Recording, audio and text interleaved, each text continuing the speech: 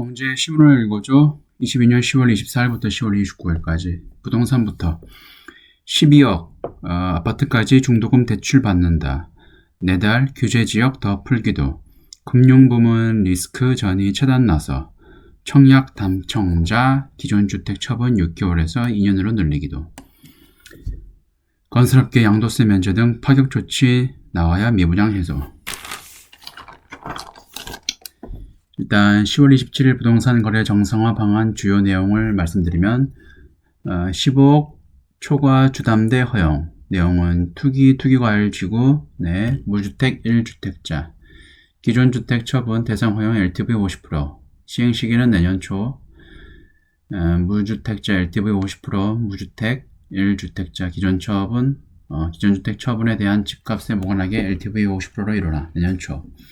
중도금 대출 보증 확대 12억 원 이하 주택에 적용. 기준은 9억 원. 1억원 연말. 청약 당첨자 기존 주택 처분 기한 연장. 처분 기한을 기존 6개월에서 2년으로 연장. 10월 27일 이후. 정부가 27일 윤석열 대통령이 주재한 비상경제민생회의에서 부동산 거래 정상화 방안을 마련한 것은 금리 급등에 따른 부동산 경기 침체가 가속화하고 있다는 판단에 따른 것으로 풀이된다. 최근 부동산 프로젝트 파이낸싱 부실이 채권 시장의 유동성 위기로 이어지고 있는 만큼 집값 추가 하락과 금융부문 리스크 전이를 최대한 차단하겠다는 의도가 담겼다는 분석이다. 국토교통부는 이를 위해 규제지역 해제, 재건축 안전지단 개선 방안 등 추가 대책도 올해 안에 마련해 발표할 계획이다.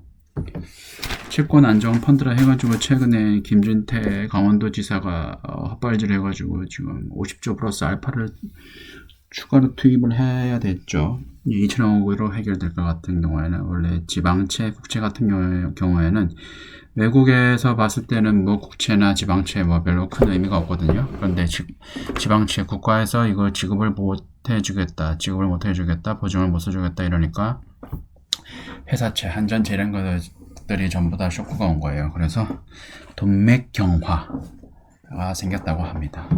영국의 경우는 트러스 총리 같은 경우에는 경질을 당했는데 거의 우리 한국에서는 뭐 선출직이다 보니까 본인이 내려가지 않는 이상 안타깝네요. 네. 아파트 같은 경우에는 당분간은 뭐 거래량이 확 실리면서 상승하지 않는 이상 금리 인상이 계속 기정사실화됐기 때문에 내년 상반기까지는 연준이 금리를 기준금리로 올릴 것 같아요. 그래서 한국 금리도 마냥 계속 유지할 수만은 없었기 때문에, 왜냐하면 미국의 기준금리가 오르면 미국의 달러가 강세가 되고 한국 원화 약세는 더욱 진행이 되어서 달러로도 많이 갈 수가 있어요. 원화가 더 약세가 될 수 있고, 그래서 당연히 기축통화인 미국 장기 채권에다가 돈을 투자를 하고 경기예금을 들려고 하겠죠. 그러니까 한국 원화는 더 약세가 될 수 있어요. 그래서 한국 기준금리를 미국 기준금리에 맞출 수밖에 없습니다. 그렇다고 뭐 오버해가지고 뭐 넘길 수 있는 것도 아니지만은. 다음 경제금융 주식 등 애플, 아마존 4분기 실적 더 나빠질 것. 빅테크발 빅쇼크. 애플은 실적이 괜찮았고요. 아마존 망했고, 마소 망했고, 애플 망했고, 메타는 완전 망했고. 3분기 우울한 성적표. 뉴욕 증시 대장주들 휘청. 애플 아이폰 판매 기대 이하. 아마존 클라우드 수익 줄어. 강달러 환차선 애플 인플레 겹쳐 빅테크 성장 약발다 했나. 연말 대 쇼핑 대목 못 누릴 듯. CEO들 비용 절감의 총략.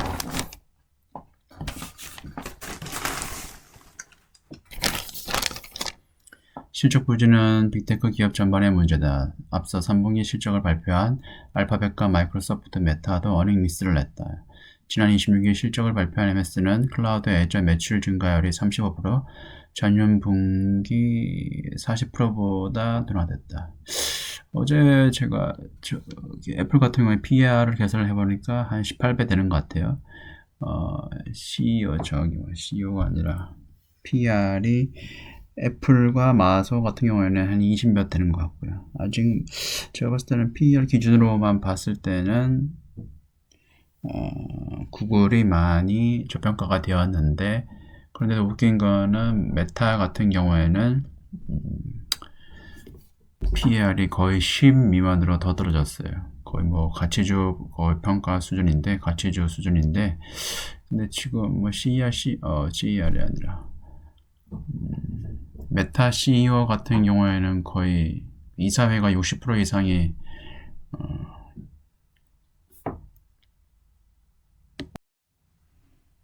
마크 저커버거 같은 경우에는 지금 메타 CEO인데 거의 이사회가 마크 저커버거 60% 이상을 지분을 가지고 있어서 이사회에서 마크 저커버거를 견제할 수 없다고 합니다. 그래서 메타 같은 경우에는 거의 메타버스가 주 추진 동력인데 향후 5년 이상은 수익을 창출할 수도 없을 것 같고 계속적으로 돈을 투자를 해야 될 것 같습니다.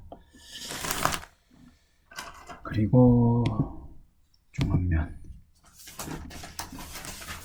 집값 둔화, 빅테크 실적 악화, 고개 드는 페드 속도 조절론, 집값 상승률 35년 만에 최저, 구글 MS 실적도 기대 이하, 채권 시장까지 유동성 경색, 20년 만에 국채 바이백 검토, 페드에서도 경기 우려 목소리 나와 12월엔 0.5%포인트 인상 전망 확산.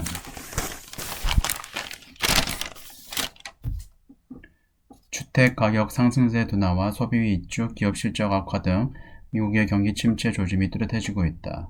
미국 중앙은행 페드 40년 만에 최악인 인플레이션을 잡기 위해 가파르게 기준금리를 올린 데 따른 부작용이라는 분석이다. 이 때문에 긴축 속도와 수위를 조절하는 이른바 피벗, 정책 방향 수정 가능성이 페드 안팎에서 제기되고 있다. 호주 같은 경우, 그 다음에 캐나다 같은 경우에도 기준 정책 금리를 0.75% 올리고 싶어 했는데 경기 침체 가능성이 더 크기 때문에 0.5%포인트밖에 못 올렸습니다. 대신에 20일에 0.75% 올렸더라고요. 페드가 11월에는 기준금리를 0.75%포인트 올리겠지만 12월에는 0.5%포인트 인상에 그칠 것이라는 기대다. 호크라지는 미 경기지표, 미국 주택가격 상승률은 35년 만에 최저치로 떨어졌다. S&P 다우존스 인덱스가 25일 발표한 8월 주택가격 지수는 지난해 같은 달 대비 13% 올랐다. 전월 증가율 15.6%에 비해 2.6%포인트 떨어진 것으로 1987년 이후 가장 감소폭이 크다.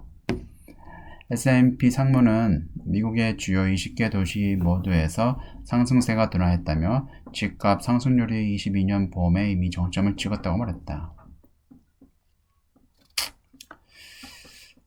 금리가 더 오를 것이라는 예상에 미국 국채 금리가 크게 상승하고 있다는 것도 문제다. 지난 8월 연 2.6%포인트 정도였던 10년 만기 국채 금리는 최근 연 4%로 치솟았다. 10년 만기 국채 금리 같은 경우에는 지표 금리로서 일종의 그 나라의 성장성을 얘기할 수 있고요. 2년 만기, 3개월 만기 같은 경우에는 기준금리, 정책금리라고 얘기할 수 있습니다. 블룸버그 통신은 이날 미국 재무부가 국채가격 하락을 막기 위해 20년 만에 시장에 개입해 국채를 사들이는 바이백을 고려하고 있다. 보도했다. 경기 지표가 나쁘게 나오는 것은 다음 달 8일 중간 선거를 치러야 하는 조 바이든 행정부의 큰 부담이다. 커지는 페드의 고민. 8월 잭슨홀 미팅 이후 일적인 경기 희생은 어쩔 수 없다는 강경 입장을 보인 페드 내부에서도 경기를 우려하는 목소리가 나오기 시작했다. 물가 상승세가 정점을 쳤다는 분석이다. 물가 상승세 같은 경우에는 PCE 지수, 개인 소비 지출, 그 다음에 소비자 물가 지수, PCPI 이런 경우 같은 경우에는 대부분 한 30%가 주택가격 지수와 관련되어 있기 때문에 한 내년 상반기 정도부터 많이 급격하게 떨어질 것 같아요. 긴축 속도를 늦추면 다시 인플레가 기승을 부릴 수 있을 만큼 페드의 방향 전환이 쉽지 않을 것이라는 전망도 여전하다. 여기에 덧붙여서 요즘 예금 금리가 많이 높은데 예금 금리 여러 가지를 저축은행도 6.5%가 나왔는데 내년 상반기 같은 경우에 아마 예금 금리가 가장 높을 것 같아요. 그래서 그때부터는 약간 유지될 것 같은데 그래서 내년 상반기 해서 한 3개월 지금 10월 29일이니까 3개월 아니면 6개월 정도 예금금리를 정기예금을 하나 투자를 해가지고 가지고 계시고, 그 다음에 한 4월, 5월, 내년 4월, 5월, 3월 정도에 다시 정기예금 뭐 2년, 그때 봐서 가장 정기예금 금리가 높은 걸로 예금을 드시면 될 것 같습니다. 다음, 31년 만에 최고 물가에도 일본 저금리 고지. 일본은행, 현재 물가 상승은 일시적 경기 되살리는 데 더 집중해야. 그러다 총재, 코로나 영향 주시 필요하다면 추가 금융 완화. 일본은행이 31년 만에 최고치인 물가 상승률에도 불구하고 세계 유일한 마이너스 금리 정책을 유지하기로 했다. 현재 물가 상승은 일시적인 현상이기 때문에 경기를 되살리는 데 집중할 필요가 있다는 이유에서다. 일본은행은 28일 금융정책 결정 회의를 결쳐 만장일치로 단기금리를 연 마이너스 0.1%, 장기금리를 0 플러스 마이너스 0.25%를 유지하기로 했다. 미국 중앙은행 페드와 유럽 중앙은행 ECB 등 자이언트 스텝 한 번의 기준금리 0.75% 인상으로 강도 높은 긴축에 나선 것과는 대조적이다. 그러다 하루히코 일본은행 총재는 이날 기자회견에서 장기금리를 금리 목표치 이내로 묶어두기 위해 10년 만기 국채를 연 0.25% 금리에 무제한 사들이는 가격 지정 공개시장 운영을 계속 시행한다는 방침도 명확히 했다. 금리 목표를 달성하기 위해 유동성을 무제한 공급하겠다는 의미다. 예전에는 그렇게 엔화 약세를 위해 애를 쓰는데 지금 너무 급격한 엔화 약세가 되다 보니까 지금 어느 정도 시장을 조율하기 위해서 일본은행에서도 노력하고 있는 것 같습니다. 올해 경제 성장률 전망치는 2.4%에서 2%로 낮췄다. 한국 경제 성장률 같은 경우에도 보니까 1.89%에서 2점 초반대로 경제 성장률이 많이 낮아진 것 같아요. 일본은행은 최근 엔화 약세에 대해서 과도한 엔화 가치 하락은 경제 전반적인 마이너스이기 때문에 바람직하지 않다는 원론적인 기존 입장만 되풀이했다. 일본은행이 나홀로 금융 완화 지속을 강조하고 있지만 글로벌 시장에서 조만간 일본의 통화 정책의 변화가 있을 것이라는 관측이 나온다. 재무성에 따르면 해외 투자자들은 최근 5주 연속 일본 중장기 국채를 순매도했다. 니혼게이자 신문은 엔화 가치가 더 떨어지고 물가가 올라 서민의 고통이 커지면 정치권을 중심으로 일본은행의 금융 완화 정책을 중단을 요구하는 압력이 커질 수 있다고 예상했다. 네, 이번까지는 여기까지고 지금까지 시청해 주셔서 감사합니다.